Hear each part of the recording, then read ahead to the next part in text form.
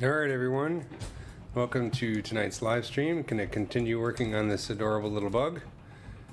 And hopefully we should have a nice internet connection tonight. Last couple times I had a little blackout, but it should work okay tonight. I believe I have fixed it.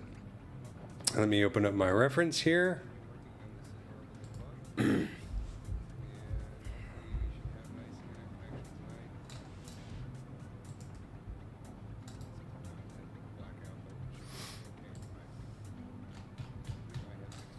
All right, so I have our reference. And make sure everything else is going okay. All right. If you guys have any issues, let me know in the chats. Feel free to ask questions or whatever. As usual, I'm going to be focusing on bugs. And I think tonight I got to finally tackle these legs here because they've been kind of sitting there doing nothing for a while. Did some detailing last time, but it's starting to come together. So let's talk about the front legs. The legs on this guy are not super fascinating. They're a little spiky in parts, but for the most part, they're kind of standard insect legs. Just take a look at some of the reference here. I do like the spikes, and the feet are kind of wild. The feet I'm just going to copy from the rear feet and put them on the front feet. So let's take a look at this one. It is currently in Dynamesh mode, so I want to turn off line, and so we can look at the polygroups here. So what I'll do is these are different polygroups, and I'm going to go in here to Dynamesh, and I'm going to turn on groups and maybe up the resolution a little bit and turn on Dynamesh and see what we get. It closes the surface off, and also it's a little separates here. Okay, question, what's a good beginner insect? I would say the best type of insect to start with is an ant, because everything in an ant is very clear in terms of the anatomy. They're also quite fascinating when you look at them up close. Let's pull up one of my ant models real quick, just so you can get an idea of what I'm talking about here.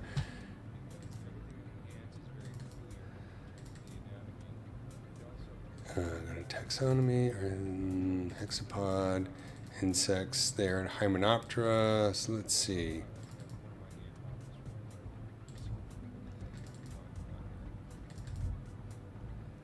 Let's go to good old-fashioned fire ant, Solenopsis invicta.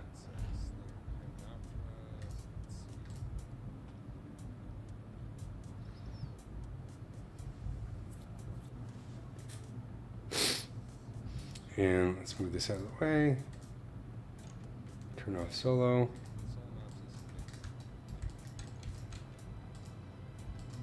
And go in here in subtools and turn off all the poly paint and turn on the legs. So, am I missing some legs here? Nope, it's got all the legs. So here's, excuse me.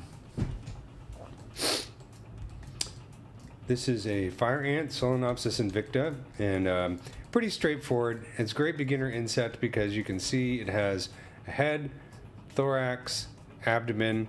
These are called the petiole. Some ants have one, some have two, but it's just another little segment in between the back of the thorax and the abdomen. The abdomens are pretty straightforward. You have overlapping tergites. We have the stinger here, and then we have 6 legs, all of which are pretty similar. Like, believe it or not, like something like a honeybee is really hard, and ant's a bit easier. And this is a straightforward-looking ant, but you can check out some other ones that are even wilder. Like one of my favorites is the leafcutter ant, or bulldog ant's a really good example of a really cool ant. If you want to get something a little bit more fancy and horrifying.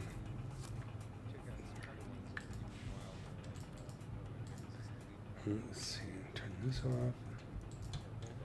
Yeah, and it's got lovely detail as well. And this one, this is an Australian ant, and it's got, just like everything in Australia, it's terrifying, and it has these giant mandibles, which are loads and loads of fun if you're into creature modeling. So can't go wrong with a bulldog ant. You find lots of pictures of these guys online as well. But again, the anatomy is pretty straightforward in terms of just regular insect stuff. You don't have necessarily wings to deal with, and wings can be tricky. So ants are a good place to start. Cool. The abdomen for the ants, basically the way I usually do an abdomen is because it could take a little while to get your head around how the abdomen works. So I'll often sculpt it as a single object, and then basically, a single object. Let me see if I can find an earlier version of this one. And abdomen. Perfect. So what I'm going to do is I'm going to duplicate this and then just do I'm going to reverse engineer it. So I'll sculpt it all as one surface, and then once I have this kind of worked out and the overlapping things, I'll go in here and start to paint masks on each of the parts and separate it so that they're individual plates that are overlapping. And then you can, so if I hide some of these, you can see that's what they look like on the inside. Because sometimes the way that they overlap can make your mind do somersaults. Does that make sense? Okay, so let's go to the katydid. I talked about this last time, but this one, the abdomen's different because if you look at the reference, it's like the top are hard plates, but the bottom is sort of a softer part, and they kind of fade into the bottom part. So it's a bit unusual. It's hard to tell if this is actually a hard division right here, but you can see how they kind of join there. So that's a little bit different. And so that's how I'm doing this one. Probably should need to draw a line right there. But the legs on this one is kind of the typical way I do it. I do Z-spheres to block it out. Excuse me, I'm getting over a cold as usual. And then use Dynamesh with polygroups to separate it into different parts. Terminology on the legs. We basically have the coxa, the trochanter. Oops, actually this one. The coxa up here, which I haven't sculpted in here, the trochanter, femur, and tibia, and then these are called the tarsi. And sometimes you have a metatarsus, and sometimes you just have smaller tarsi or tarsi. I can never pronounce it correctly. So if we look on this one, you can see this is the coxa right here, and the trochanter is like a smaller part right there. So we got to kind of sculpt this in here. And so the way I'll do this is I'm just going to quickly create a polygroup there and then re-Dynamesh, and then I'll create a separation. And then I'll turn on, let's hide everything but the legs and the thorax. Here we go. And then I'll use the move brush. Move starts with an M.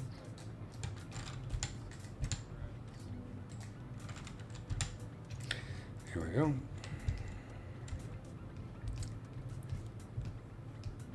Make sure we have symmetry on. So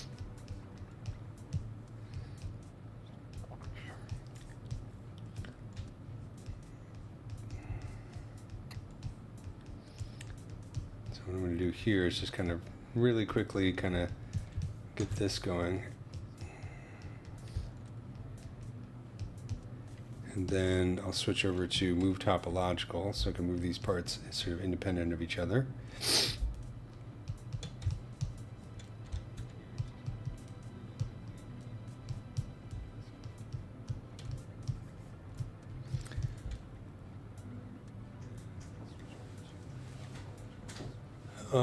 I'm looking for something that can convert 2D images to 3D minus a background environment, just a simple image to 3D. Well, ZBrush ain't it. I'm sure there are programs like that out there. Well, maybe look up like photogrammetry or whatever, but those usually require a number of different photographs. I tend to do digital sculpting, so I haven't done too much of that kind of thing, not in a while. There used to be a program, what was it called? Oh, I can't remember. It allowed you to kind of trace the polygons from a 2D image and turn it into a 3D image. It was good for architecture and stuff. If anybody knows of a good program like that, feel free to put it in the comments, but offhand I can't think of one. I'm sure they exist.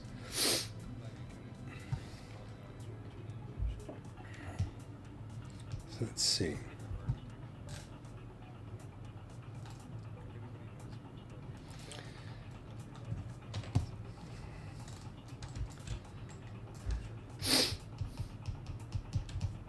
Might be a plugin for Blender or something like that that does something like that. I thought Daz had something that could convert images like of a person into a head. Or maybe I'm thinking of a Blender plugin.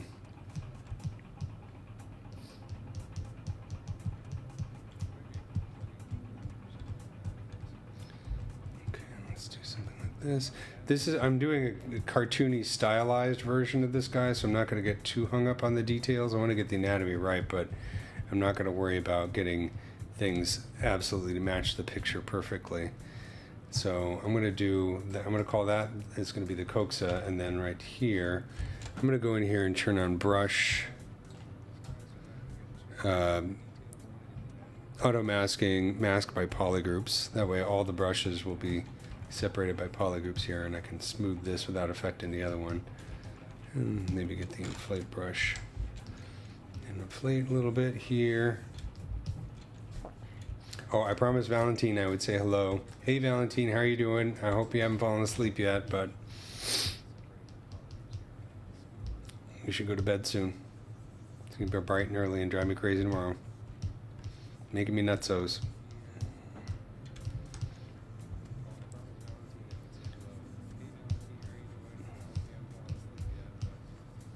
Valentine is my 6-year-old ZBrush apprentice.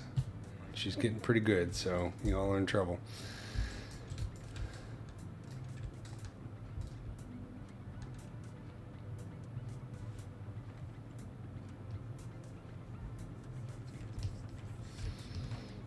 So what I'm going to do is I'm going to call that the femur. I wonder if I should make it a bit longer. It's cartoony style. I kind of like the proportions of this, even though they don't totally match the actual katydid. It's more of a stylized thing.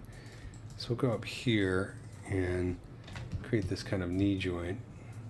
So you can see I'm just sculpting really, really simple shapes right now, and then I'll go back in and start to refine them after I do a little bit more.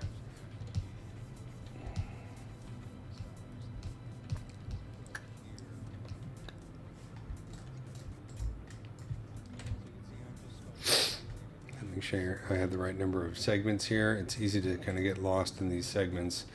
So I made this one, so I have 1, 2, 3. This is more like 1, 2. So I think I have too many segments here. So what I'm going to do is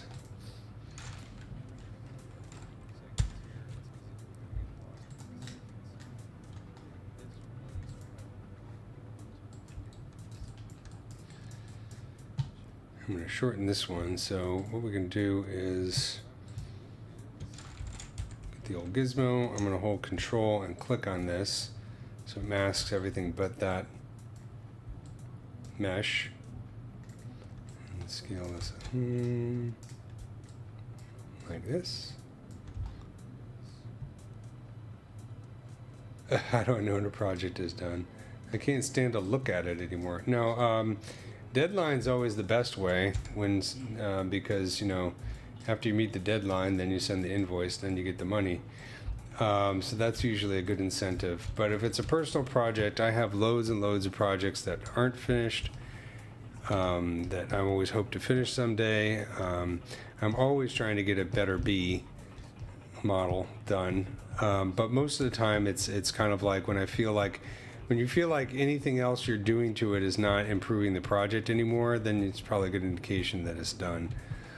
If you're just kind of obsessing over it. So what I'm doing is I'm kind of, let's do this.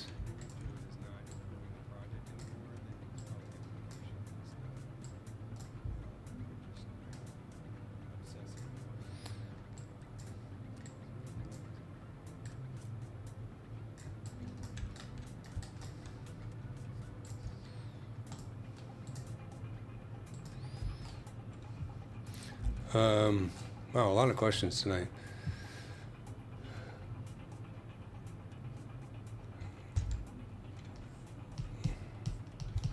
Well, using Z-Sphere made this a little bit faster. I'm kind of messing it up now. When did I start sculpting?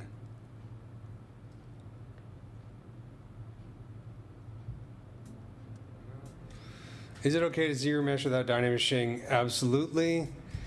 I do it all the time. You know, zero mesh does a pretty good job. There are some projects where I'm like, especially if it's something I need to UV. There's a project I'm working on right now where I was doing a dynamesh. It's a really complex sculpt. It's not a bug. It's something else that I can't mention because it's for a client.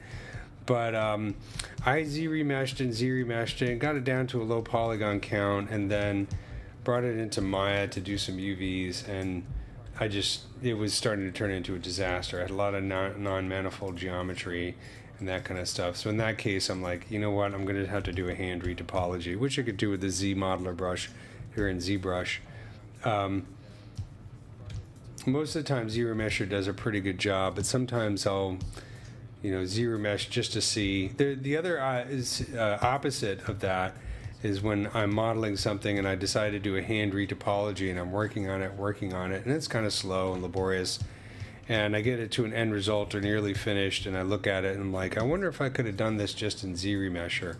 So I'll try Z-remeshing it just to see, and sometimes it comes out just as good in Z-remesh, and depending on the object, and in that case, I'm like, well, I should have just Z-remeshed. So it really depends on the surface and how it comes out, if Z-remesh is going to work or not.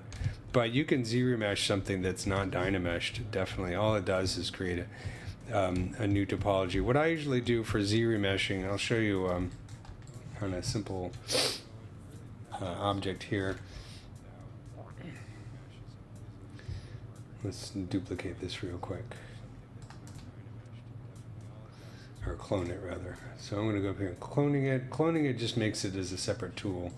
Sometimes I'll just clone something just to work on. Okay, so if we take a look here at the topology, like here's a good example. This is not exactly the greatest topology in the world. Got a lot of weird stuff going on here. So what you can do is I'll like paint a mask on here, right? And Control W to create a polygroup. Maybe I'll create a mask right here. Control W to make a polygroup. Same thing right here. So I'm doing sort of the tops and the bottoms of these cylinders, and I'm going to use the polygroups as a way to control the topology, right? So that I get more of an even spacing. Well, I guess this is still Dynamesh. This is not Z-remeshed yet. So that's why the topology sucks. Anyways,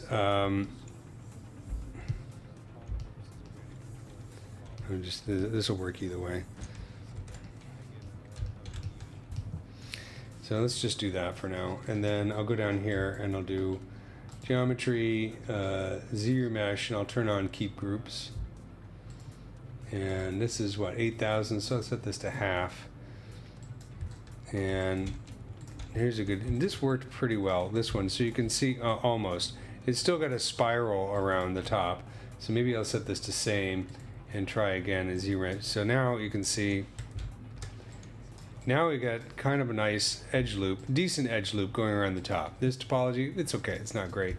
But at least now, if I go in here with, say, select lasso and control click on one of these edges, you can see I'm not getting a spiral here. So you can use polygroups as a way to kind of quickly guide Z-remesher to make a decent topology. I don't. Some people will use the Z-remesh curves, the curve guides, whatever they call it. Whoops, that's not a Z.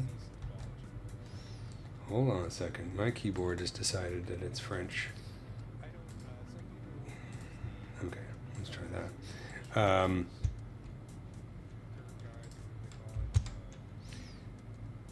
Z-remesher guides, I don't use that as much. I find polygroups a lot faster and a bit more intuitive. But you can draw curves on the surface to kind of guide Z-modeler and tell it how you want to Z-remesh. That works sometimes too.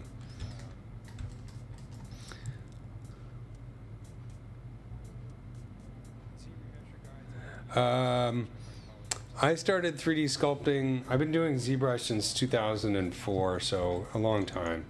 And it takes a while before you start to get the confidence where you feel like, I can pretty much figure out how to do what I want to do. And then it just comes down to getting better reference. And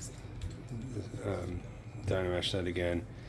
You know, I have obviously some things I'm better at sculpting than others. I do okay at hard surface modeling. I think I do decent characters. I would say that, you know, I'm going to get back into character sculpting again. I've just enjoying doing insects for a long time because they're so fascinating. But I like to do other stuff as well. And for jobs, I do a variety of different things. So it'd be awesome if I could just do insects and make a living just doing that, but that job is not, it's hard to find a job like that. I did clay for a while. I studied with John Brown at the Gnomon Workshop. He's a good friend of mine. Actually, I should mention, I always forget to mention this, John Brown at the Gnomon Workshop or the Gnomon School, he's actually working on his own movie, like a sci-fi movie called Black Rose, and I actually do a little bit of acting in the movie, so you should check that out. Acting is sort of like running around and pointing at things.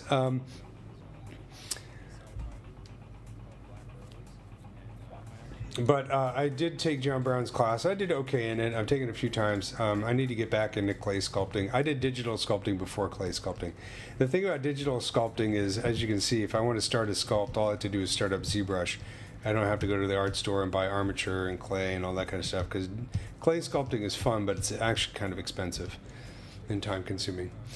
The polygons seem to be overlapping. In that case, I'll have to manually retopologize to UV unwrap.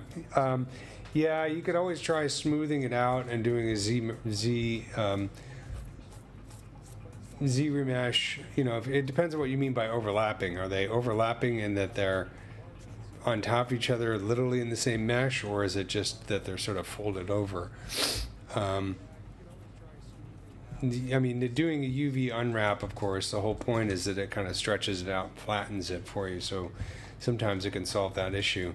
It just depends on how complex it is. If you have non-manifold geometry, though, then it's not, or like weird connections in the inside, where in that case, you have to maybe delete some of those polygons and try Z-remeshing, or worst case scenario, do a manual retopology.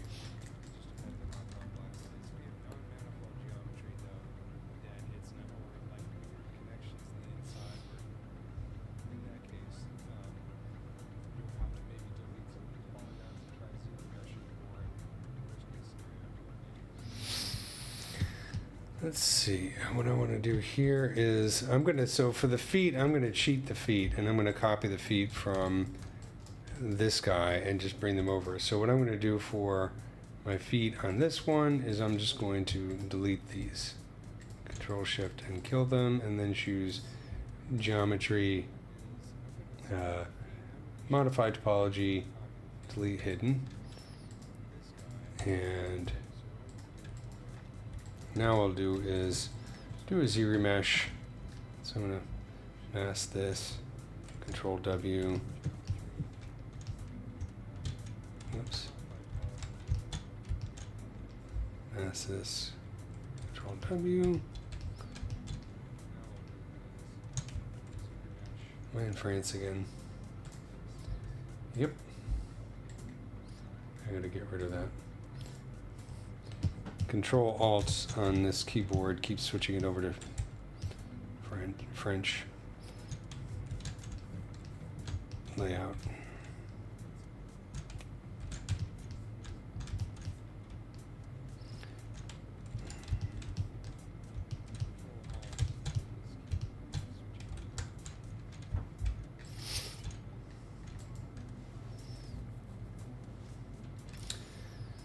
Let's go back a few steps. There we go.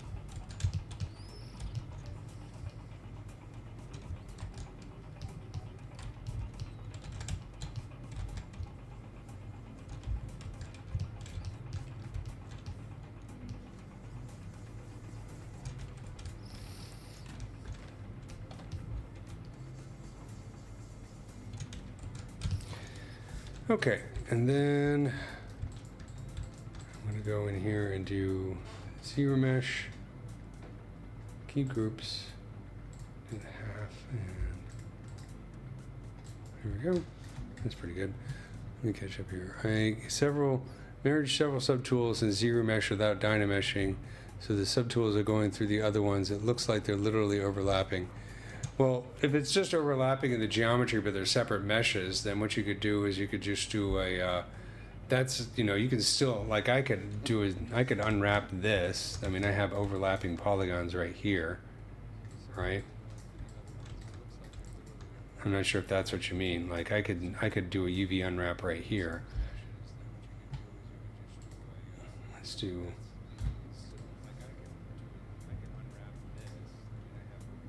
Auto groups, and then I'll do merge similar groups, right? And then I'll just go Z plugin, UV master, polygroup, symmetry, unwrap, and then UV map, morph UV. I mean, it's not the prettiest UVs, but it unwraps okay. You can always fix that in Maya. I'm not sure if that's what you mean or it's something more complicated.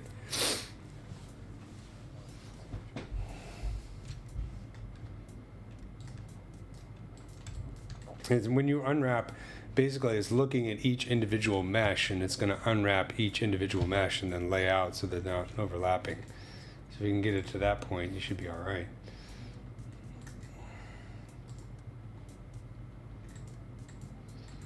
And subdivide this. Just get it up to like maybe 900,000 polygons. And I might do another zero mesh at some point on this model. But for right now, I'm just going to start to kind of dial in just some simple details here, you know. Since this is kind of a stylized, cartoony bug, I don't have to go crazy. I'm going to go in here and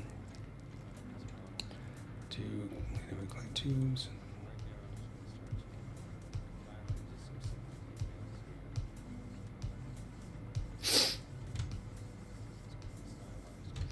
I mean, are you polygrouping your? Yeah, if you polygroup, you can just turn on the polygroups in the UV master, and that should do a pretty good job. The main thing is like if you have 2 points that are, or you know, the other thing is also check your mesh integrity. If you go into the the geometry palette down here at the bottom. Mesh integrity, to check mesh integrity and see if there's any errors there, and then you can fix the mesh. Might screw up your subdivisions if you have them though.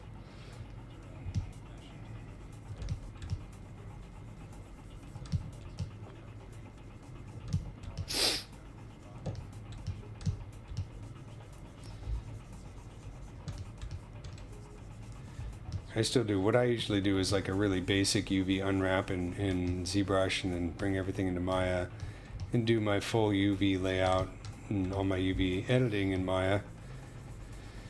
And then import all the objects back into ZBrush, which is the most tiresome part of the whole process.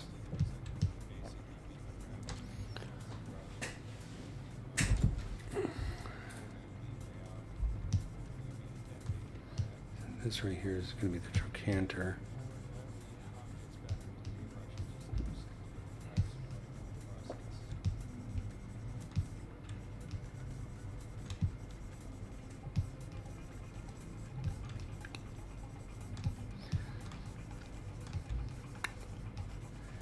Do that for now. Let's take a look at this. I mean, even though the legs are simple, I've already done the back legs, and they're a lot of fun. Even though the legs are fairly simple on this, they're cool shapes to be seen here, because they're not perfectly round tubes. They kind of got angles to them and flatter sides and that kind of stuff. So let's take a look at some more legs.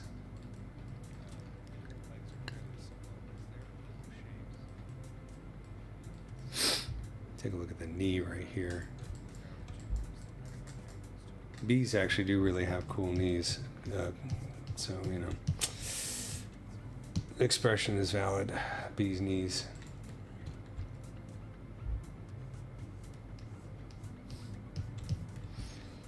I'm going to keep this simple.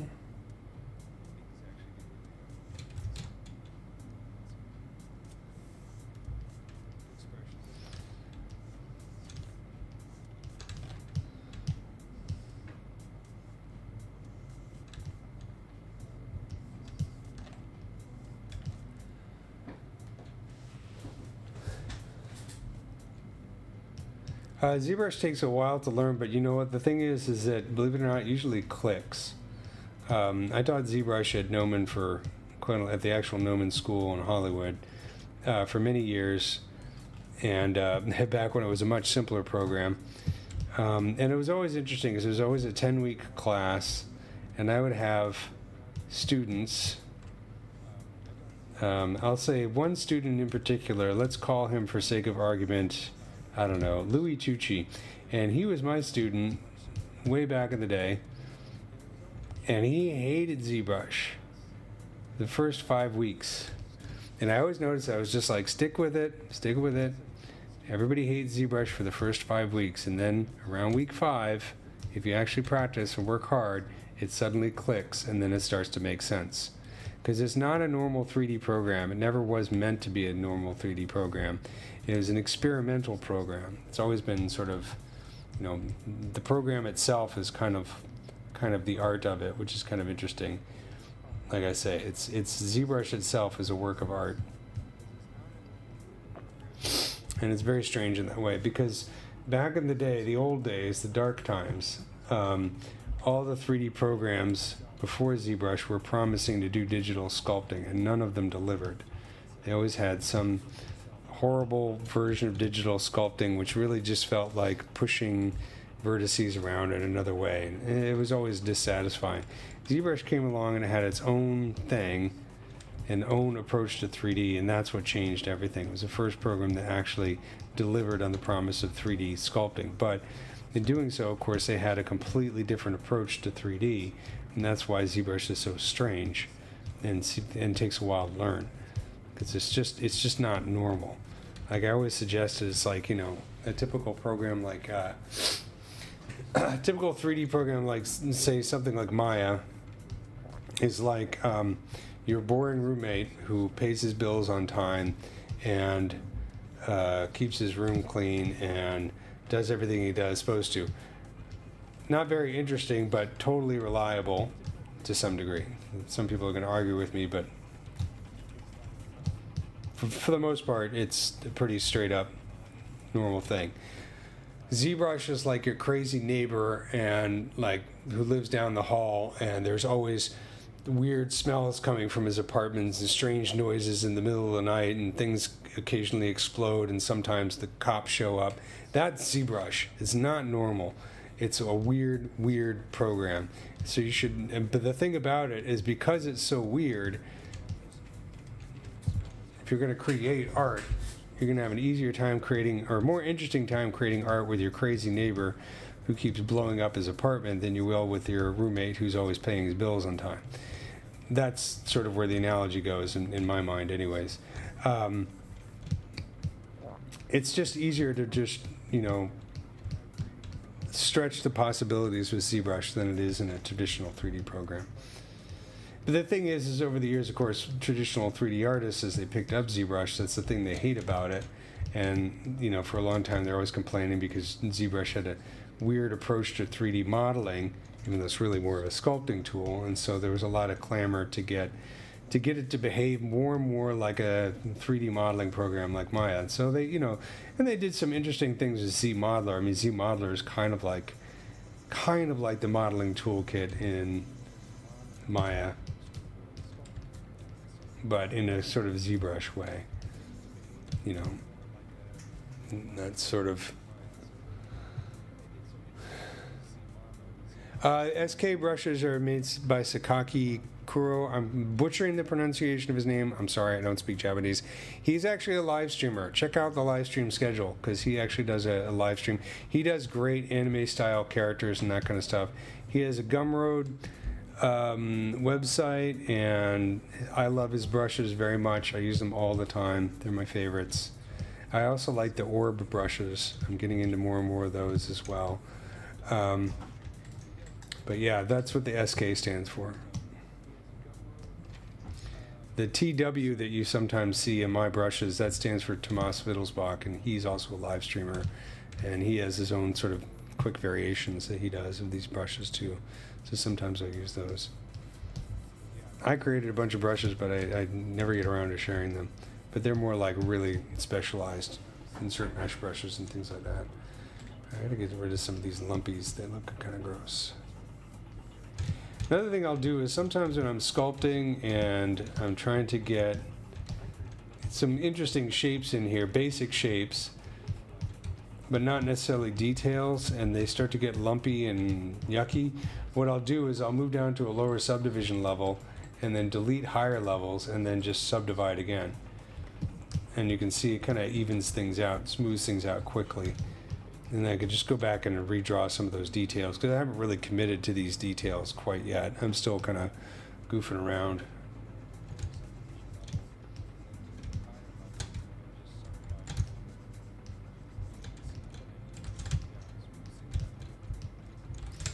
When you see this happening, like that edge loop, that's not a bug, that's a feature. It's because I have the Select Lasso brush chosen.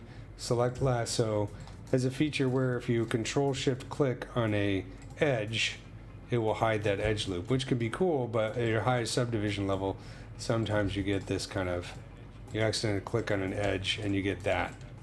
So if that keeps happening, it drives you crazy, just switch over to Select Rec, and then I can, I go in French again, yes.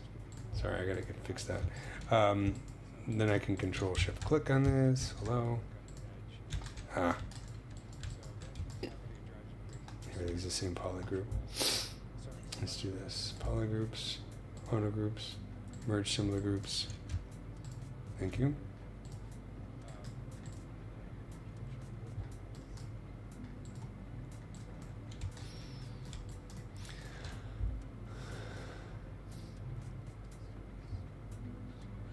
I've learned more in these ZBrush live streams than I'd learned in college for 3 years. Yeah, well, I studied music in school, and I haven't released a hit record yet. They didn't even teach ZBrush, and they had a character modeling subject. Oh my God. Well, yeah, it's tough like that.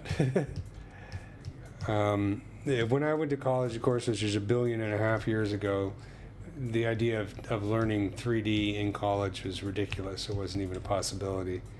Nobody had the money at the time, and it was not mainstream at all. But I went to the Gnomon School and took a bunch of classes, and then I ended up teaching there. So I taught Intro to Maya, Intro to ZBrush, and I'm still doing DVDs for the Gnomon Workshop.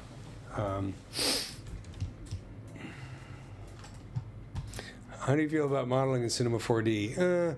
Cinema 4D is a great program. So I work with a lot of folks who are Cinema 4D artists, especially when I do like title sequences. Cinema 4D is a great motion graphics application. It's a lot more like Houdini than it is like Maya. So for me, modeling in it feels really weird. It like feels like wearing somebody else's underwear. I can't get used to it. It just doesn't feel right. How's that for a graphic description for you? So yeah, but I know some people who do pretty good stuff, but at the same time, a lot of times these same people, when they have to sculpt something, they'll call me up and I'll sculpt it in ZBrush or Maya and hand it off to them.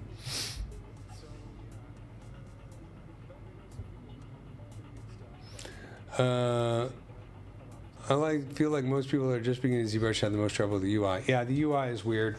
It's strange. It's, Ofer, who designed ZBrush, it's his baby, and it'll be a while before it becomes more like a regular 3D program, if ever. And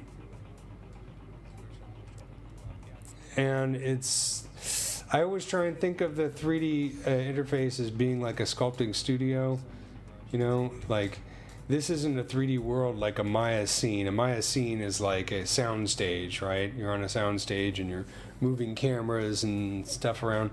This is more like a sculpting stool, and you're putting object on your stool and sculpting them. That's the way I sort of think of ZBrush. The hard thing about ZBrush is that it takes a while to know where all the buttons are that you need the most. And that's probably the most frustrating thing. And also the buttons have weird names, so sometimes it's hard to figure out, like Z-Remesh and Dynamesh and Nanomesh, and sometimes it feels like, I don't know, they call up the local insane asylum and say, we need a name for this button. And somebody screams out, Dynamesh, and they say, oh, that's great. Which brushes do you suggest for hard surface modeling? The first one I would suggest is, of course, ZModeler. That's what it's for. That's more like a box modeling tool. And then as you're refining things, I use H-Polish quite a bit. The orb brushes are great, orb cracks and that kind of thing. But H-Polish is my go-to for making things more refined. And then, of course, you also have the anchors, which are a great way to anchor stuff. And then there is the newer bevel brushes, bevel flat, bevel arc. And those are definitely the ones to check out. If you really want to get into hard surface modeling with ZBrush, watch Paul Gabery's live streams, because he does some amazing robots and a lot of cool advice on that.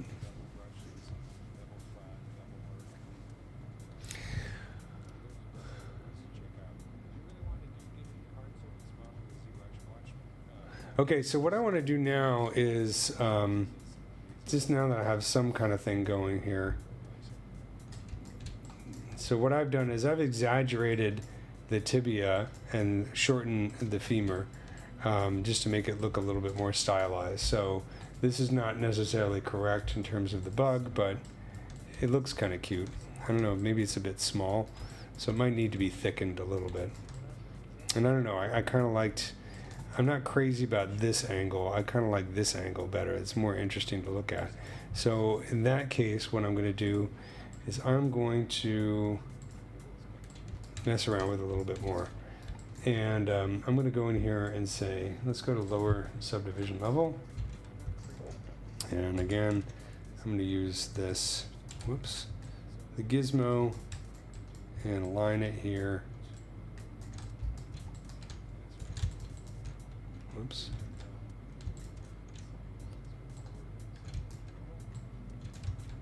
Let's turn on symmetry. On local symmetry. So I'm kind of extending the trochanter there just because I think it'll look more interesting. And I made it a bit thicker. And I'm going to do the same thing here. So I'm kind of going back on my original idea. But that's okay, I can do that. We'll call this like a Pixar style insect. In other words, anatomically completely incorrect, but cute.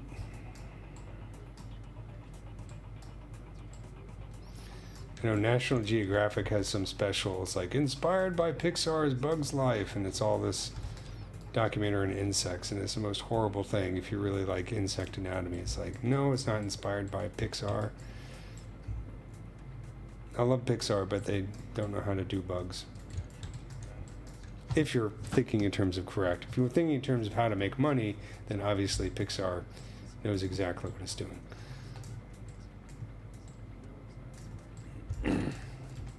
Slamming Pixar. Why not? I'm more of an illumination guy anyways. I don't know if you noticed, but a lot of the illumination movies, like the Despicable Me movies, they have a lot of Easter eggs where they make fun of Pixar. It's pretty funny.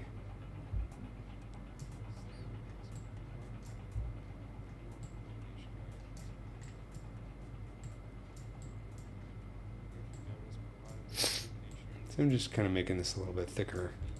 Could also just do like a global inflate here in the deformers. Just a little bit.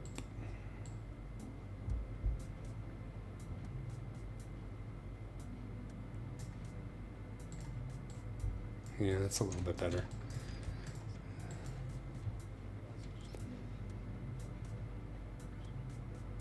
I have a feeling in the future it'll probably be the end of, I don't know about that.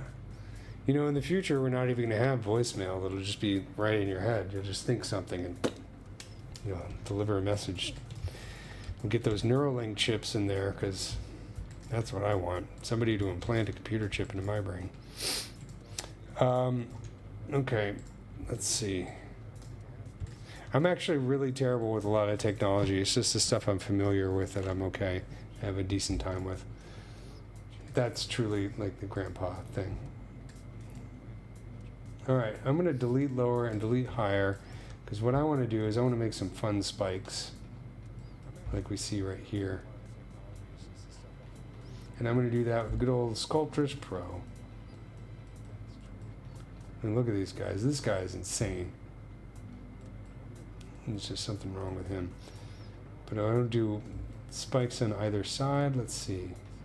Let's see if we can take a look. It looks like they have 2 rows of spikes coming down here, kind of flaring out in the back. So I'm going to, whenever you're using Sculptris Pro, you got to remember to turn off any auto masking. Otherwise this button will stay gray and it'll make you nuts. So then I'm going to go to Snake Hook. It's going to say, hey, you should turn on Sculptris Pro. And I say, okay, why don't you just do that for me? And it's like, because I don't feel like it. Okay, now what I'll do is I'll pull this out. Pull this out. Pull this out. I can do this with my stylus. There we go. That's better. Go back a little bit. So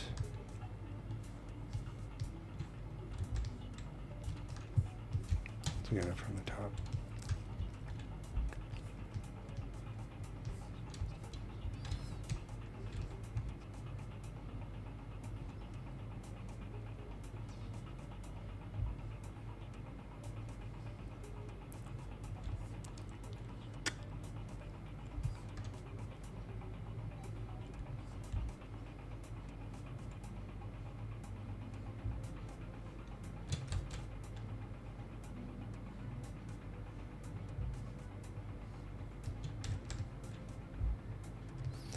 Something like that.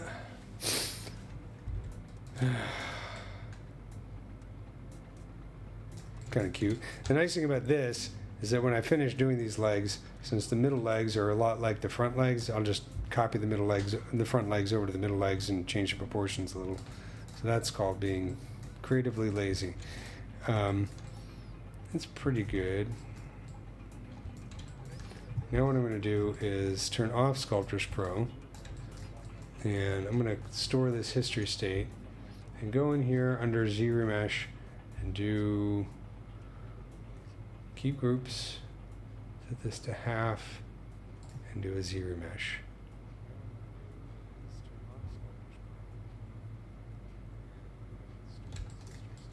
Pretty good. Not perfect, but good enough for Chaz. Do one more time. Whoops. So I'm getting an error. It says remeshing error encountered, remeshing aborted. That happens, you just go down here to the geometry palette, mesh integrity. I can check the mesh, and it's going to say, you got mesh 8 faces of blah, blah, blah, blah, blah, blah, blah. I don't care. Just fix it. Fix it. It's fixed. Okay. Now go here and do zero mesh again. And that time it worked. Again, we get an error. It's okay. Let's just do fix mesh. Zero mesh. There we go. That's looking pretty good. Not bad. So what I'm going to do is I kind of want to bend these back a little bit. Right now they're coming out straight on either side. So a quick way we can do that, let's save this guy, which I haven't saved it in a while. So let's do save next. Have a little drink. Oh, you're excited about the Neuralink? You could be my guest as the first person to sign up to have a bunch of techies dig into your brain. I started out at the Howard Hughes Medical Institute as doing scientific animations, and I worked with a lot of neuroscientists. There's a lot we don't know about the brain, so I'm not going to let anybody poke around in there. Knock yourself out. Also, what happens if you're not up on paying your monthly subscription to software upgrades? Are they just going to turn off your brain? I don't know about that. Doesn't sound like a good plan. I'm going to use the Anchor Classic, and I'm going to use rotate. And what I'm going to do is I'm going to go doink, doink, and move. Whoops, no, not going to do that. Okay, that doesn't work really well. I was hoping to be more localized. I guess what I can do is, let's see. All right, let's do this instead.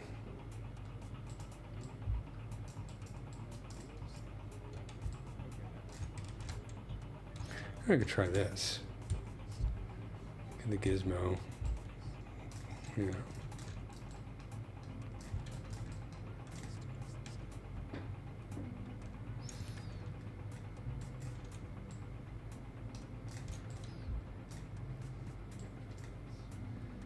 Yeah, you're gonna have to get some serious virus protection if you're gonna have computer chips in your brain, man. Let's see.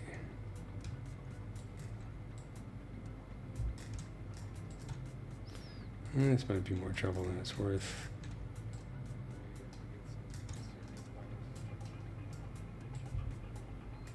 Kind of works. So I'm just taking the gizmo, holding the control key and dragging so it creates a mask, and then just kind of bending it back like this. And it's okay. You know, it sort of works. I mean, I could use the move brush to do this as well, but it'll take a while.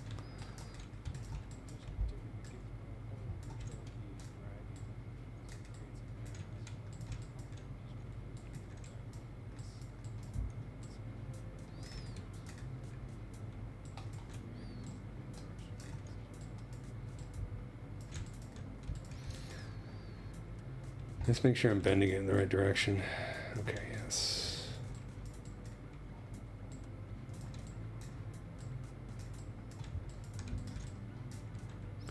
Another thing I've noticed about ZBrush is when you start doing something repetitive, the first few times it takes a while to get the hang of it, but once you get a flow going, it gets faster.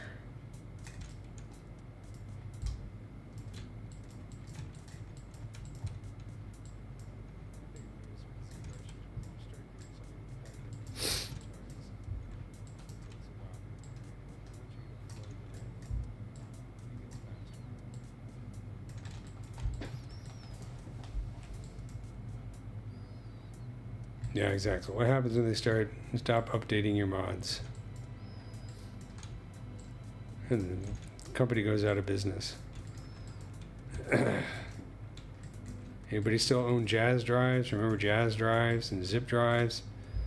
Used to be all into those. Whole gigabyte on a hard drive that you had to plug in with a separate plug, and it was SCSI cables. Those are the days. Actually, there's a great story about early Zbrush Pixelogic booth. I think it was at a Macworld. They were stuck in the back. This is very early days of Zbrush. Stuck in the back of the Macworld Expo, right next to the iOmega booth. And iOmega had decided that the best way to advertise its jazz drives would be to have a jazz band set up in their booth playing really cheesy lounge music all day long. Pixelogy guys told me it started to drive them nuts. They wanted to kill those guys. Because, you know, jazz band playing at Apple Expo is probably not going to be Coltrane.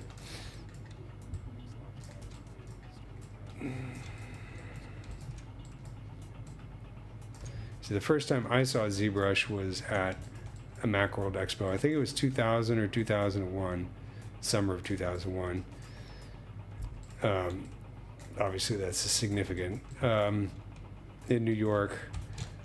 And back then Zbrush was still 2.5D, so it didn't really have that much 3D tools. And I just thought it was this weird little program. I got a demo, played with it on my laptop for like half an hour. I said that's cute, and didn't touch it again for several years. And then once it started becoming used in movies like Lord of the Rings, I was like, holy crap, that program has changed.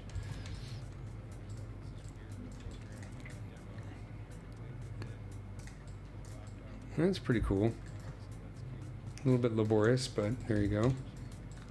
You can see how much the spikes start to change the personality.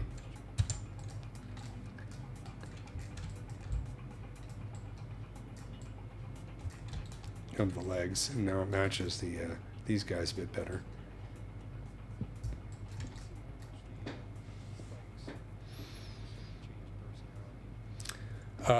New York. I lived in LA for about 20 years, so if you want to talk tacos, don't talk about New York to me about tacos. Los Angeles is tacos. Everybody can say Los Angeles pizza sucks. You can make an argument for that case. Obviously, New York pizza is amazing. When it comes to taco, it's Los Angeles, baby.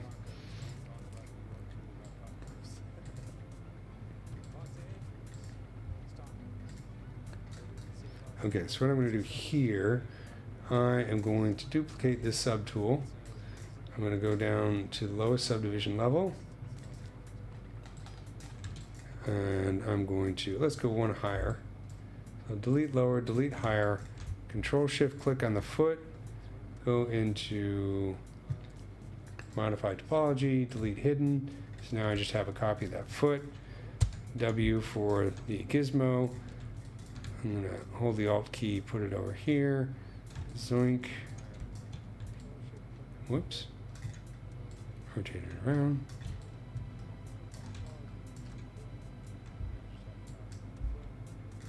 Scale it down. And we got foots. I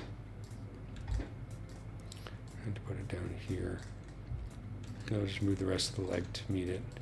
Oh yeah, with the grid here, of course, I have snapping on, so it kind of drives me crazy. So let's go to the grid, turn snap off, change the elevation of the grid so it matches the back feet.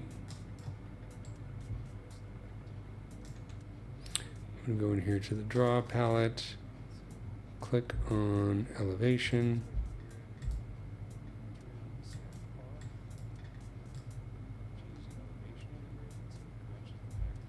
There we go. Now move this down here, and the feet are even.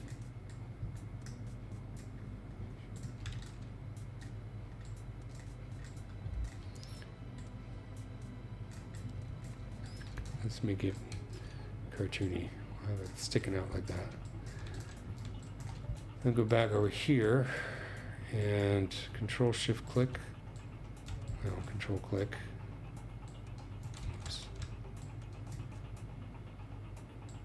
Move this down.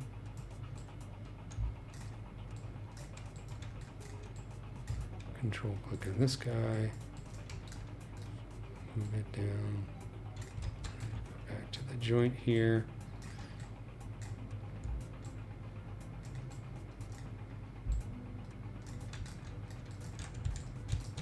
He's so cute.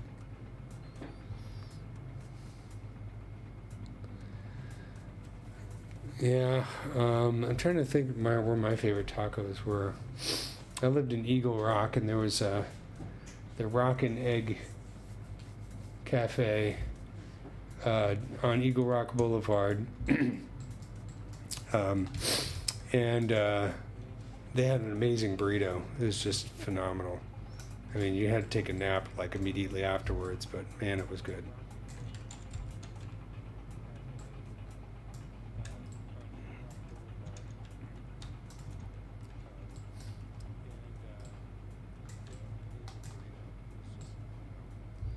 Just want to kind of rotate this up a little bit.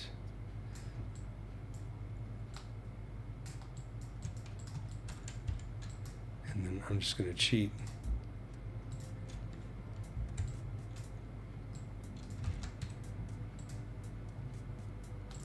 Move topological and bring this down.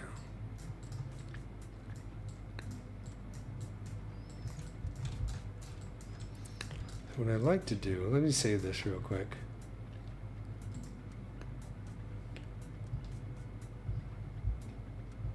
Oh, always helpful.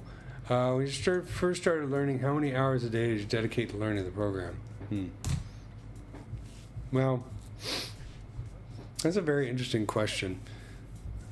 So I when I was in, I'm gonna go way back here and sound like Obi-Wan Kenobi. So I'll give you some suggestions on how to deal with that. So I guess this is an older question. So the question was, when I first started out, how many hours a day did I spend learning the program? So when I went to college, I'm a classically trained guitar player, so I studied music. I never made a dime off of it, but it was a fun major, and I learned a lot about practicing and learning through studying music. And one of the things that I learned is the most important thing is, I've said this before, you can't cram learning. Like a language, musical instrument, so Zbrush, whatever it is, what you have to do is you have to do a certain amount every day consistently, because what you're doing is you're reinforcing the connection between your neurons, right? Building it up like muscles. It's kind of like working out, right? If you wanted to get really strong, if you worked out, lifted weights for 12 hours a day, once a month, you're not going to get anywhere, right? You need that repetition. If you worked your muscles 20 minutes a day, every single day, you get much farther, even though it doesn't feel like you're doing as much, because it's that consistency. So it's the same thing with ZBrush.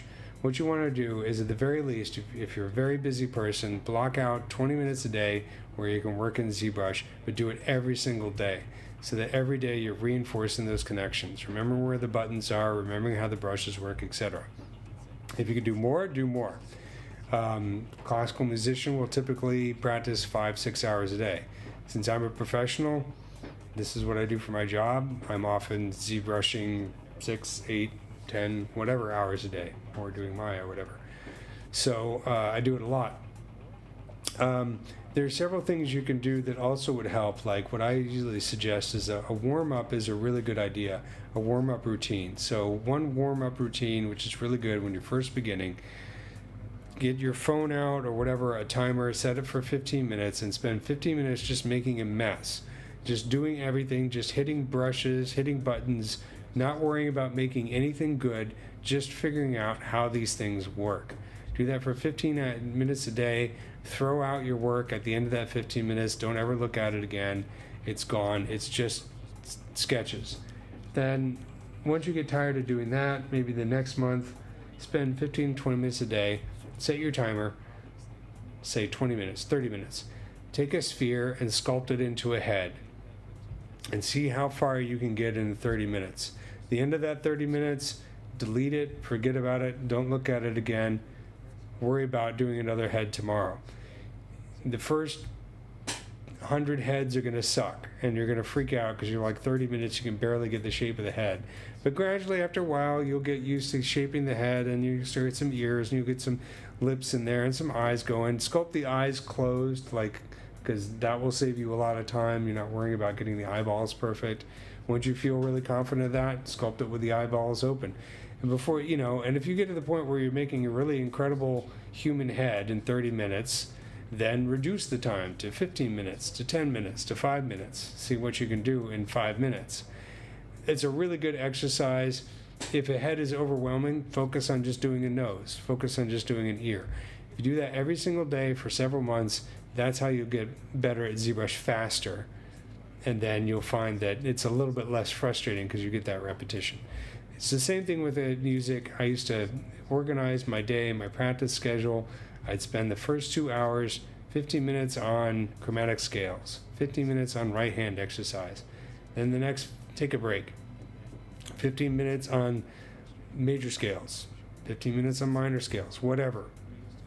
15 minutes on just right hand exercises, because classical guitar is right hand, you don't play with a pick. That kind of thing. It's just a repetition. And then at the end of the day, I would spend time on my pieces, Bach or whatever. So that's a really great way to learn. It's the same thing with ZBrush. One of the reasons I focused on insects is that there weren't that many people doing insects. And so that freed me up from the hell of constantly comparing myself. Because character modelers, there's so many great character modelers out there. And you just look at their stuff, and it's just so intimidating and depressing, and you're just like, I'm never going to be that good. And it's really hard. But if you pick a little niche, something that not everybody's doing, like insects or something like that, you're still getting that sculpting experience in, but you're saving it's less intimidating because there are fewer people you're constantly comparing yourself to. It depends on your personality. If you like to compete with really good character sculptors, there's nothing wrong with that either. It's just another approach, Okay, so what I'm going to do is I have no subdivision levels on my feet, no subdivision levels on my front legs, so I'm going to merge these guys together.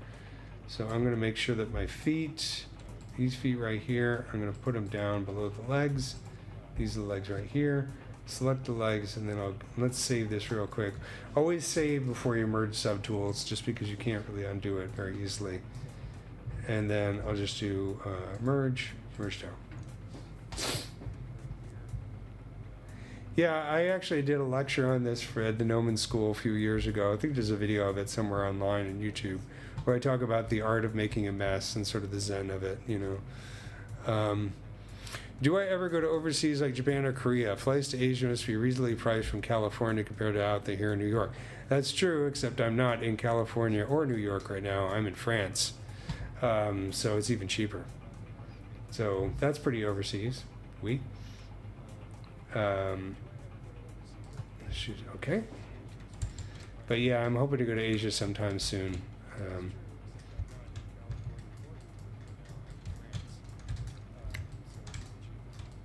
Next week, I'm going to Paris for the IAMAG conference.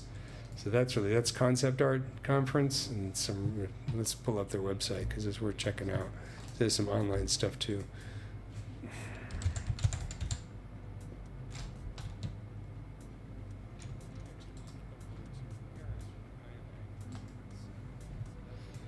Whoops. Oh, there's my profile. I don't want the login. I want master classes.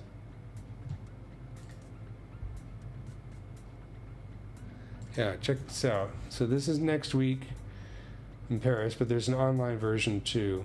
And there's some really amazing people doing lectures and stuff. Ash Thorpe, Dylan Cole, even Ashley Adams, I think, is doing a session. Really amazing stuff going on next week in Paris. And so if you can't go to Paris, check out the online stuff. But I'm very excited to be going. They used to do things like this over at the Gnomon School in LA, but I haven't done it in a while. And that's Friday. And there's Saturday. You got, look at these guys, man. This is like the who's who of concept art.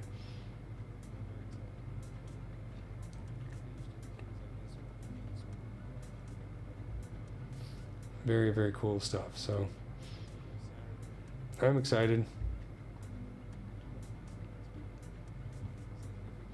And then Sunday, yeah, all kinds of cool stuff.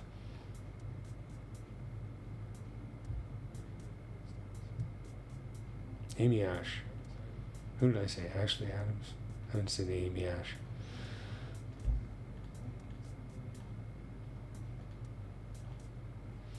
Pretty cool.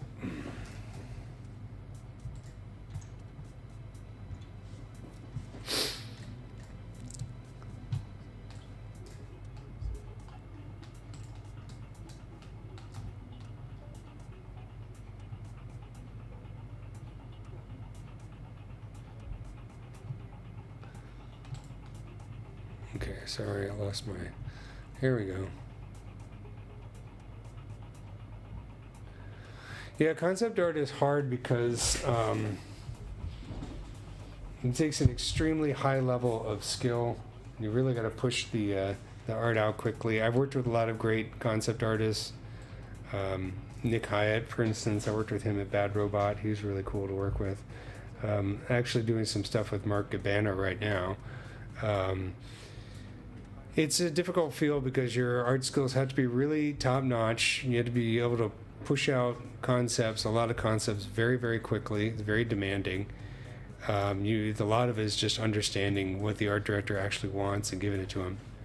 And of course, that's one of the fields that's most under threat from artificial intelligence. They're all under threat, but that one in particular is going to suffer a lot from AI, unfortunately. And the main reason is if you're an art director on a, I always remind people the entertainment industry is an industry. It's not an artist collective. It's about making money, and generally making money for people who like to make money. In other words, MBAs, not MFAs.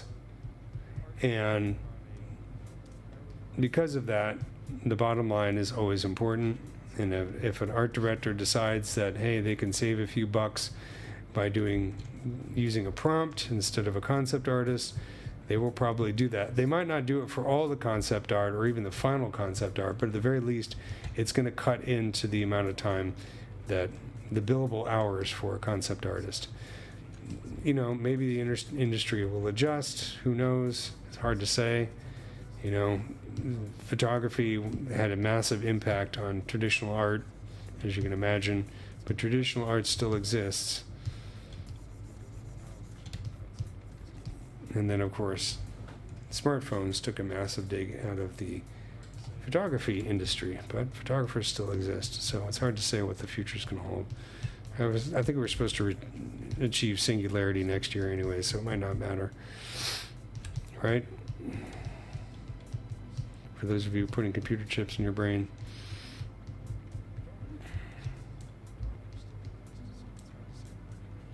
Wait till they start beaming commercials into your dreams, then you're going to really regret that computer chip.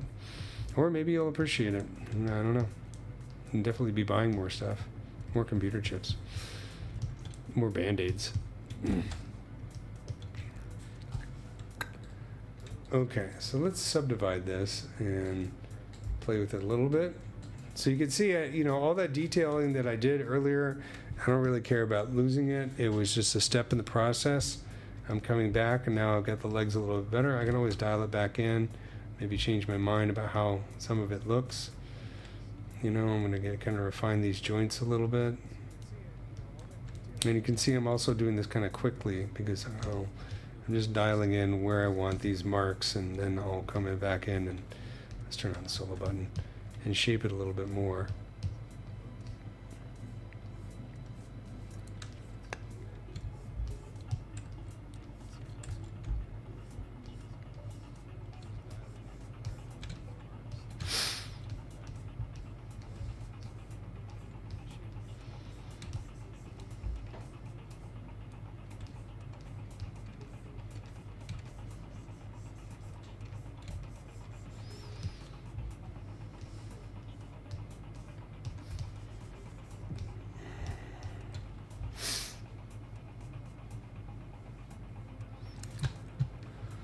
Let's see.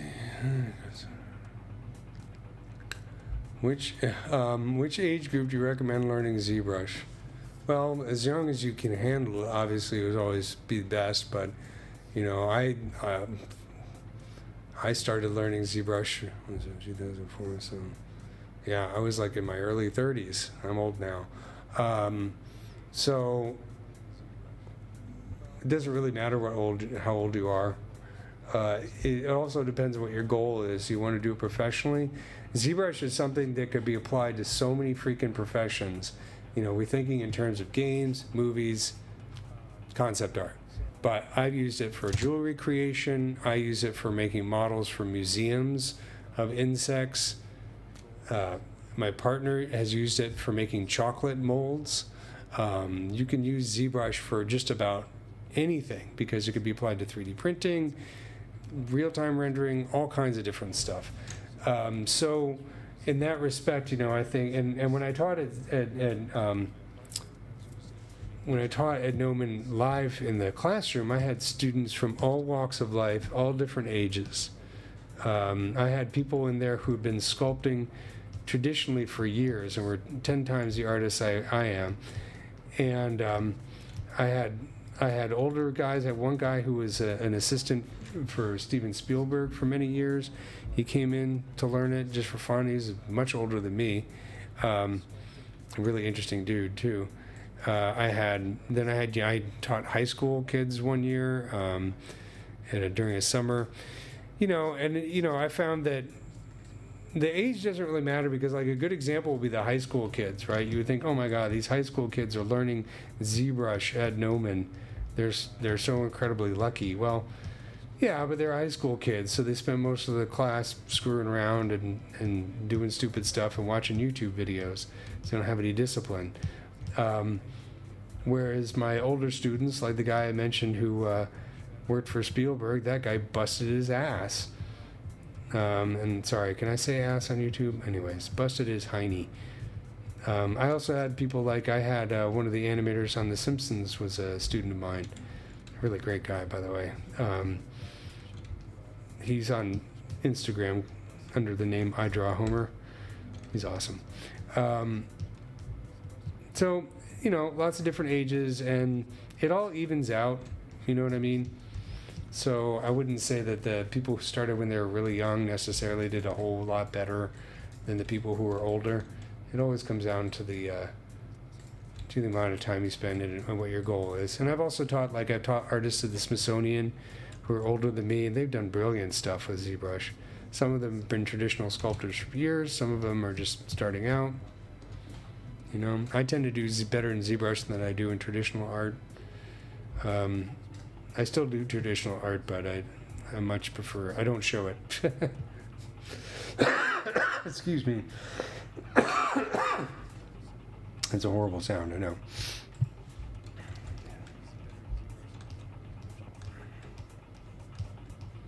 Just gonna draw quick details in here real fast. And I might do a line right here just to get this to a slightly more interesting shape.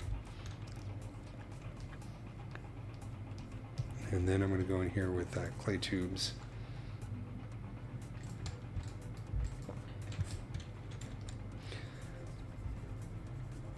And then let me see. Yeah, I think AI is I agree with the idea that AI is a tool for mediocrity. It's the great, you know, blandification of art, as Joe Sturmer would say. Luckily, he isn't alive to see AI. I'll tell you an example. I do some creative writing sometimes too, and so I did some experiments with doing like a quick draft of a story with some characters, and then I'd feed it through AI. And AI was good at kind of tightening up the grammar, but in a very bland way. But it took the dialogue of the characters that, you know, I was amazed, because you're amazed at first. It's like, oh wow, AI understands that this character is doing this, and this character is doing that, and they're saying this, and it's kind of astonishing to see how well it understands what's going on in the story at first. And then you go back and you read it, you're just like, yeah, but that character would never phrase it like that. That's totally out of it doesn't make any sense for the character to say the line like that. And it does a lot of very amateurish writing kinds of, now I was using Chat GPT, maybe there are better models. But it was interesting to see that it was just like really excelling at poor writing. Grammatically perfect, writing style wise, just terrible. So it definitely blandifies it, makes it mediocre, and and all the AI stuff kind of has that weird, creepy, similar look to it. And you're also stuck, not only is it stealing the art of other artists, but it has all these restrictions on it. So there's some things it just won't do, and you're like, okay, well then, obviously there's some, censorship protocols on the more publicly available ones. Then it's obvious it won't do, certain types of violence or whatever. That's fine, but you also don't know what other limitations it has behind the hood that's just basically keeping it from doing what you actually want it to do. But if you want to create crappy art, then AI is the way to go. You'll do it really quickly. And there's plenty of people that want crappy art, Somebody's going to make posters to sell energy drinks and things,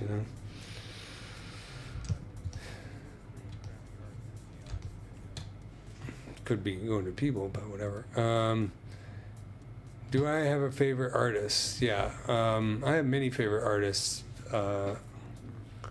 Chris Isaac's cool. I tend to go for Tom Waits and that stuff like that. I like weird 70s psychedelic rock. I love the Clash, early punk rock. I won't shut up about the Clash, so don't get me started. Have I 3D printed my sculptors? Yes, I have. There we go. And see, now you're speaking my language, Joe Strummer. There we go.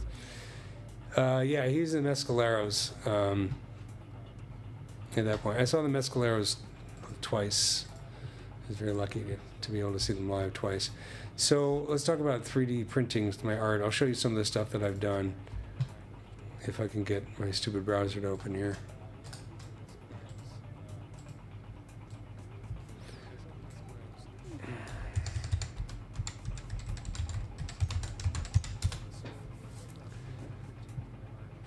So this is my website portfolio.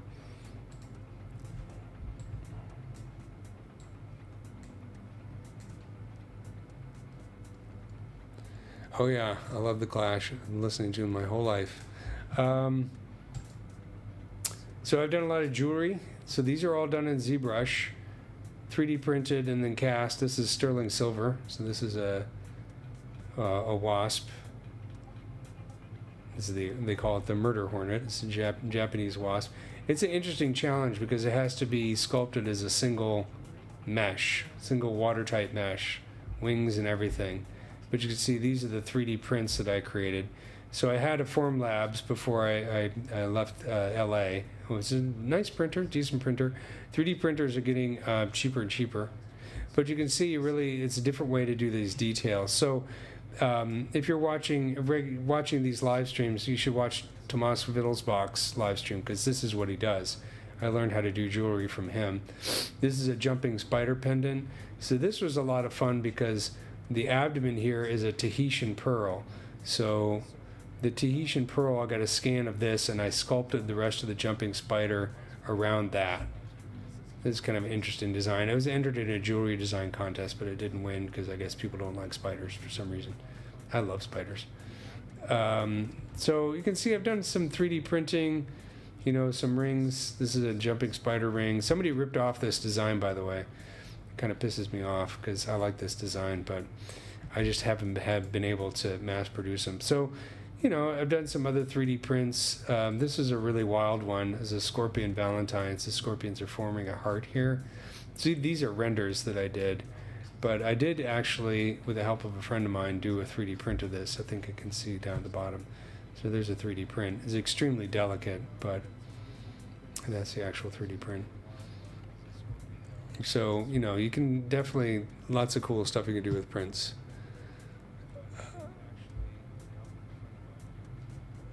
Well, why did I fill the gaps of legs? The printer I had couldn't handle it. I mean, at least that's the way that This is very small, so that's the decision I went with at the time. Maybe if I tried it again, maybe I'd do it without the gaps, but you probably have to reassemble it, you know, after casting it, and we didn't want to do that, so. But this is cast in silver, not in gold. They cast it in basically, it's a castable resin, so the resin is kind of like the wax, and then they make a mold out of that, and then fill it in with the precious metal. So.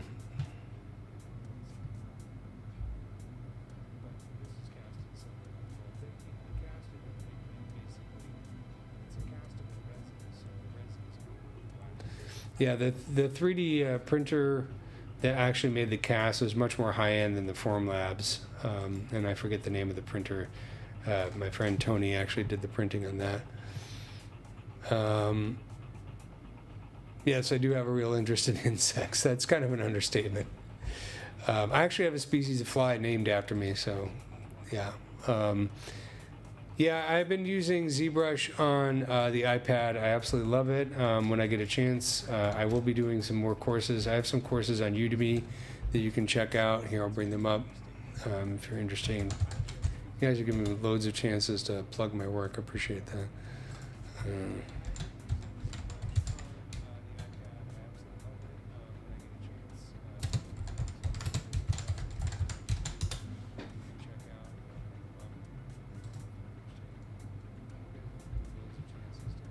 So I have, let's see if I can pull these up. I have a course on ZBrush materials. So if you're interested in how materials work, and it includes redshift materials, so this talks about madcap, standard materials, redshift materials, ZBrush 2024, so it's not that old. Let me see. I have another course on Udemy that is this is an overview of all the different geometry types in ZBrush. So if you've ever wondered, like, what's the difference between subdivision surfaces and ZModeler and Dynamesh and ZRemesh and Nanomesh and Decimation and Sculptors Pro, Morph Targets, etc., this one goes through each and every individual type of geometry in ZBrush and kind of explains it. And then I have chapters that have like little pro tips on how to use them better. So this is a cool one. Let me see if I can find an actual list of all my courses.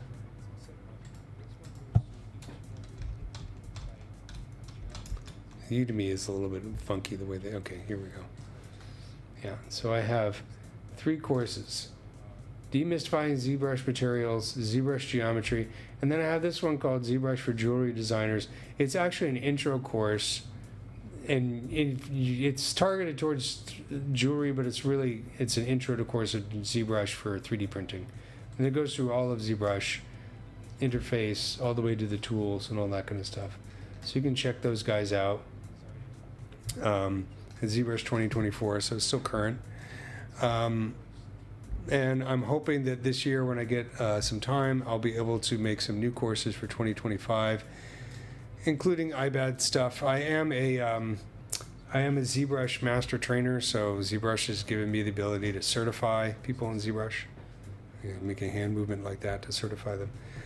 So I'm going to be designing a course for certification, because that's something that's more important, I think, in Europe, where employers really look.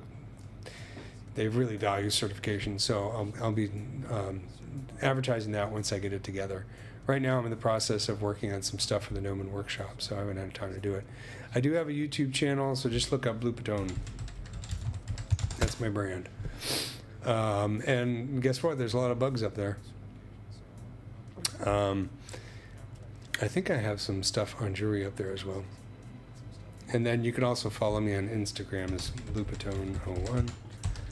And I try and do this once a week, the live stream. Since I've been in the process of relocating to France, it's been a little bit challenging. So like last week I was sick and then my computer's down, but now it seems to be working okay. So you can always check that out. And then I have a bunch of stuff in the Gnomon workshop too. I enjoy teaching, as you can tell. You go to Gnomon workshop, search under by instructor, Eric Keller, that's me. And I have, speaking of bugs, creature modeling with Zbrush. So I have a whole orchid mantis series, rendering with marmoset, hyper-realistic insect design. So this is a little bit older, but it kind of goes through insect anatomy. Then I have 3 volumes on Introduction to Maya 2023. You'll never guess what I'm working on right now. I have a Jumping Spider ZBrush series, and then Maya 2025 UV Toolkit. So check out Gnomon Workshop. Or the Udemy. Whatever. Depends what you're interested in. But I'll be doing more and more courses as time goes on. Mostly I've just been in the process of resettling, so that's been a challenge. Okay, so enough about me. What about you? How do you guys like me so far? Sorry, it's an old joke. Let's do this. Let's do a little bit more sculpting on this, and then I'll duplicate these and make them the middle legs. So what I can do here is maybe I'll go into the H polish brush and just do a little bit of cleaning up here. I like the H polish brush because as you go on either side of the edge, you can get a nice sharp edge. I don't want it to be too sharp because I want it to look organic and not synthetic. But this is one that I do use for like hard surface modeling and stuff.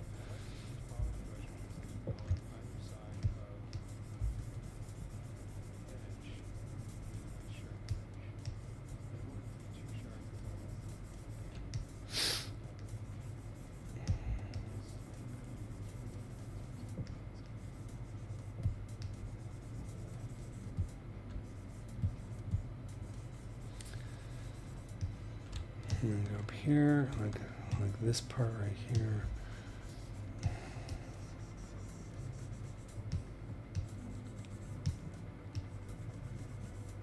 Make it look like a nice little sleeve. This is kind of like a socket joint in a way. Most of these insect joints operate kind of like your elbow. So they only have a couple degrees. They bend this way. They don't always bend like that.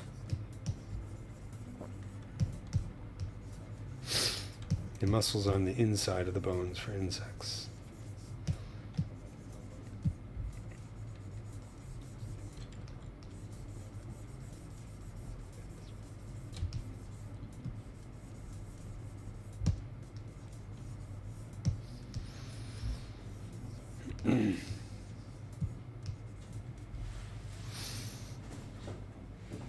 I am regular streamer, so I do it once a week.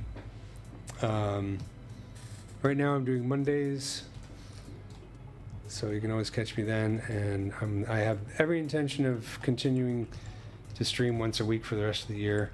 Next week I won't be streaming because I'll be in Paris, but otherwise you can catch me once a week here.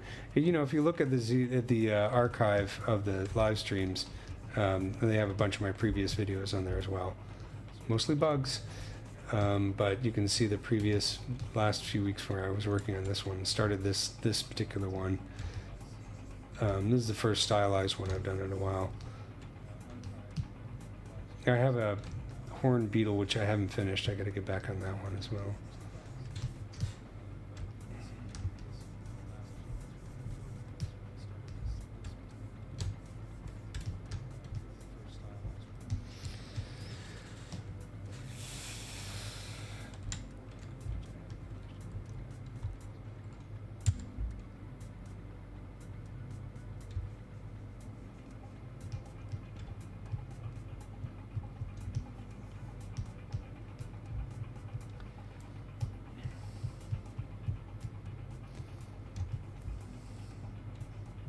I don't know how correct this is, but it's kind of cool.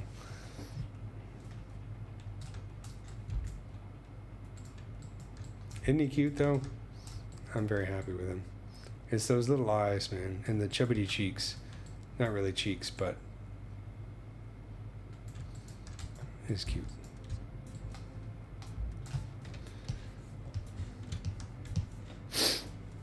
Okay, so I could work more on the legs, but I think what I'm going to do is I'm almost done for the night. I'm going to duplicate these legs and replace the middle legs with them. So let's rename this. I'll call this front legs. And then I'm going to duplicate it. Let's go down to lowest subdivision level. Turn on transparency. Alt click on this to reorient the gizmo and then just move it back like this.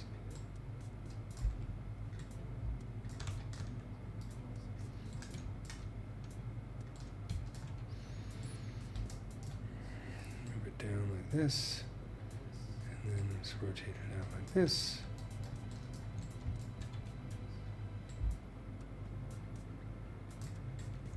Cheated a little bit.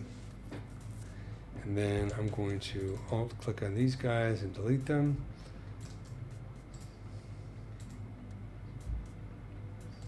Yeah, the ZBrush for the iPad is very cool. I'm enjoying it, and it's saved my butt a few times since I got it. So I bought a new iPad specifically for ZBrush last year, and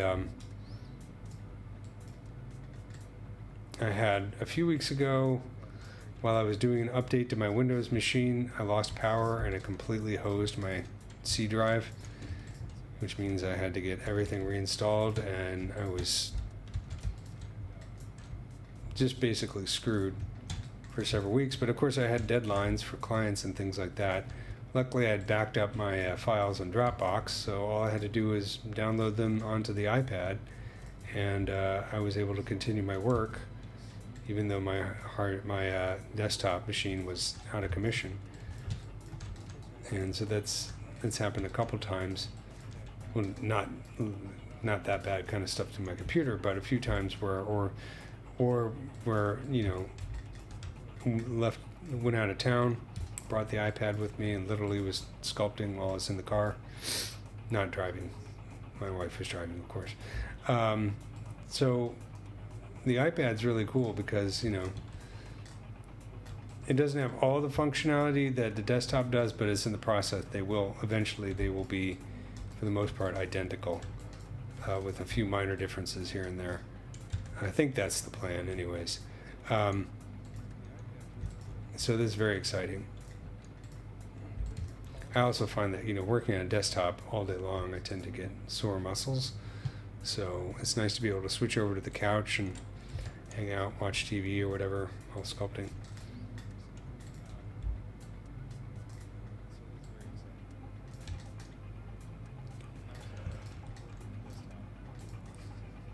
Okay, so now let's turn this off. There we go. Now, look, he's coming along.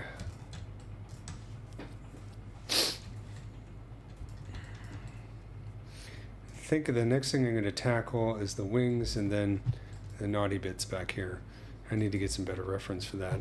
I know, it's got to look up insect porn here.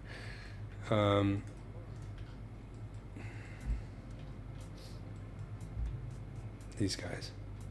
And my mind is blanking on what the proper terminology is. So I'll just call them naughty bits.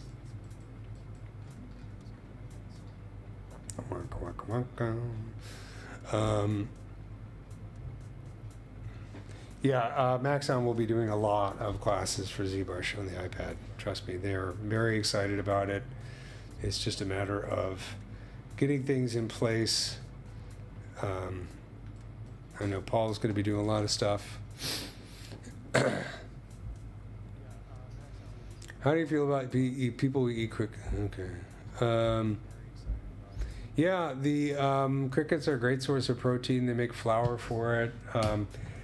Here's the thing, I've been like vegetarian on and off for most of my life. Right now I'm a non-practicing vegetarian, I guess. I'm all for eating crickets for protein, but I can't do it because it grosses me out. So I'm a bit of a hypocrite there, but it's a visceral thing. Like, I've eaten crickets before at like a bug fair, and I just couldn't get past it. But I wish I could, because I think environmentally cricket protein is great for the environment.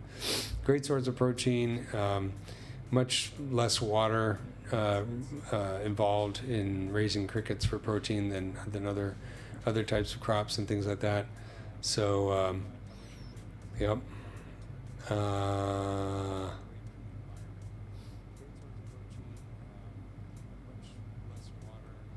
Wait, do those bugs have two mouths, or do they poof?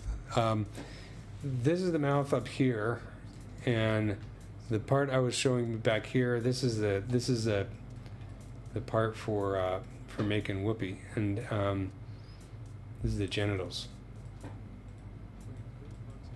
Insect sex is very different.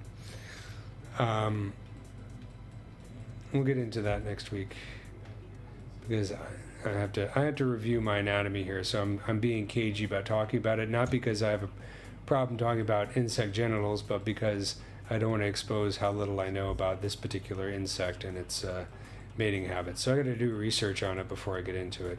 These are not insects.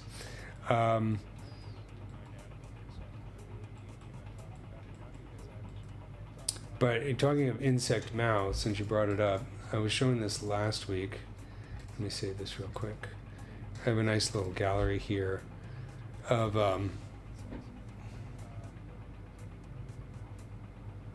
you want to talk about poop holes? Look at snails, man. Their poop hole is right next to their mouth. I mean, like, I don't know how they live. Poor snails. It's like, what did I have for lunch? Oh, now I remember. Snails are kind of gross. Let's see. I'm going to load this file up here real quick.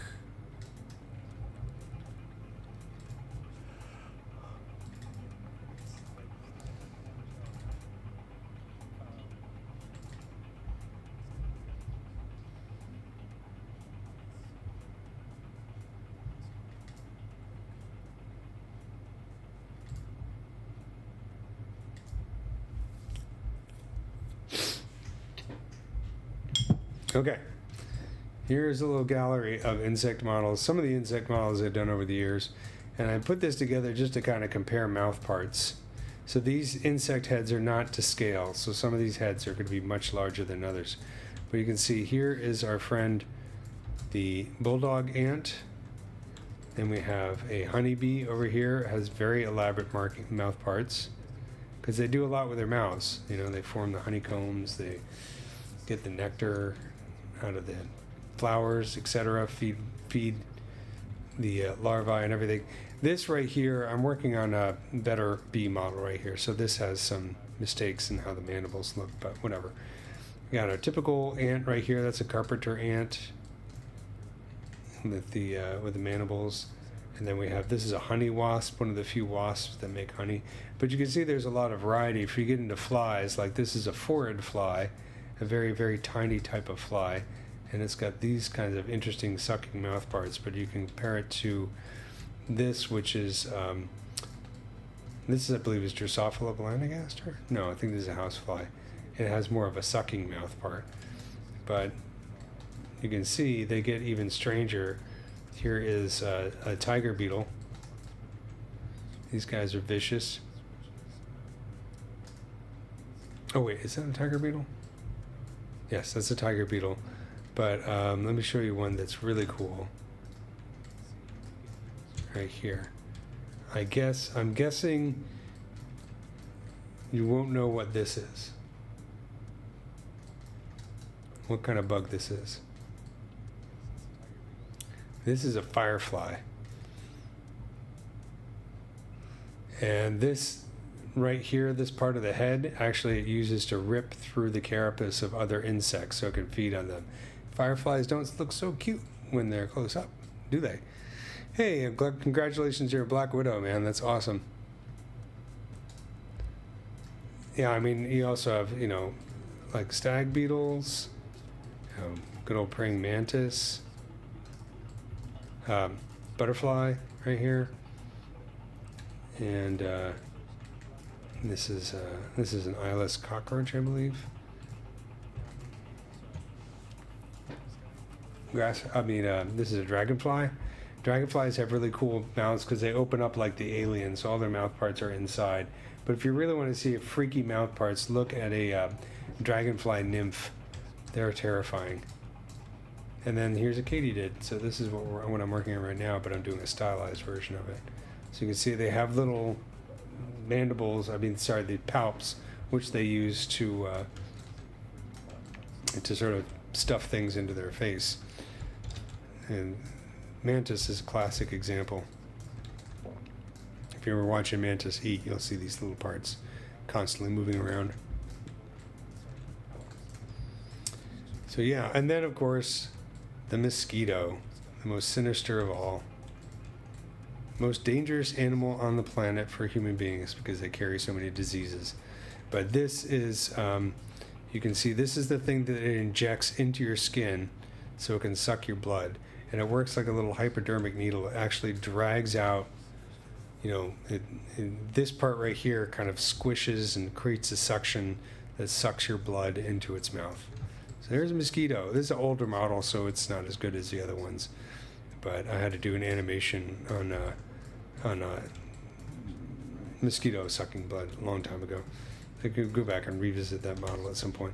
But yeah, here's a leaf cutter ant. Good example of, whoops, just press the F button. It has to chew through leaves, so you can see it's like a buzz saw there. Really cool looking ant. And then this is an orchid bee, which is one of my favorite bees because it's just got this long, it's the same mouth parts as a honeybee, but they've been extended through adaptation to have this. It's actually longer than its body. And this is cicada. So, and then this is a scarab beetle, so all its mouth parts are underneath. So, really cool. If you're into creature modeling, insects are an endless source of inspiration. I mean, the most well-known creature of all time, the alien, was inspired by wasps.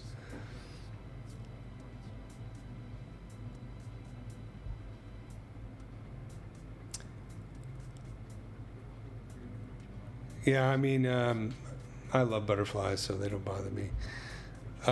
What camera would you suggest for studying insect? You can do a lot with a Canon, even a Canon Rebel, or Nikon, depends on which you prefer. It really comes down to a lens. You get a decent macro lens. There's so many great videos and YouTube videos of macro photography. I would highly recommend looking up my good friend Thomas Shahan. He specializes in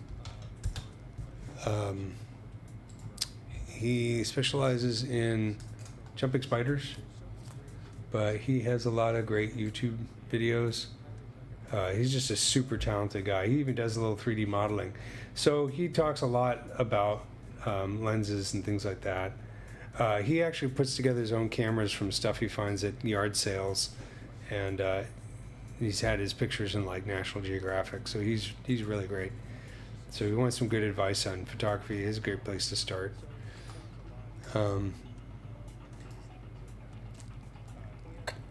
The needle, I don't know. Yeah, it's an interesting question. How hard is it? That's something to ask an entomologist. Because it's a very interesting question. You know, how do you study the tensile strength of mosquitoes? But yeah, they are able to penetrate. You know, I mean, I guess, you know, when their main goal, of course, is to get through your skin cells into your blood vessels and capillaries. So that's how far they had to. So it's not very long, but it has to be small enough that it can squish in between there. Yeah, you know, I've done some crayfish. Have I done a lobster? I can't remember. Yeah, well, I like arthropods of all kinds, but they are like big insects. I did, this one was based on scan data. I'm not sculpting now, I'm just talking about mine. This is a burrowing crayfish model that I made a while back. And they got some freaky parts. That one started with scan data. You really want to see some cool stuff. Look at schizimids. So this is a Draculoides. Not dangerous, but they look dangerous. This one I did for a museum, so this is actually 3D printed. I did not do the 3D print on this, but these are some of the bugs that I did for that museum exhibit. This is all the way in Australia, so I haven't seen them in person, but they're pretty cool. Another cool bug to look at, well, camel spiders are really cool. So this is one I did a while back. I should do a better render of these guys. I think this is all key shot. Yeah, this is key shot.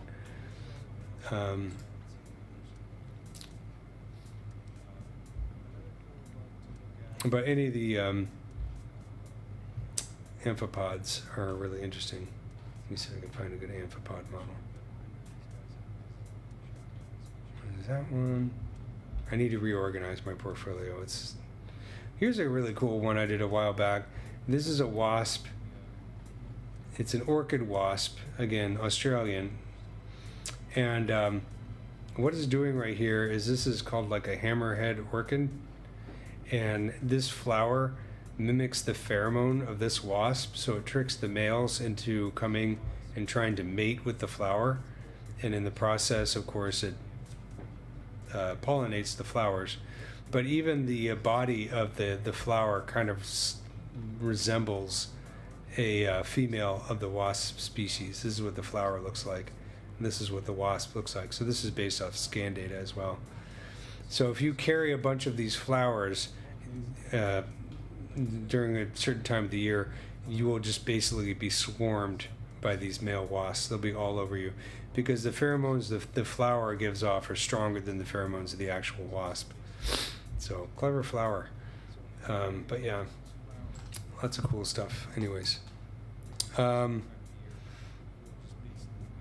Okay, well, I would say the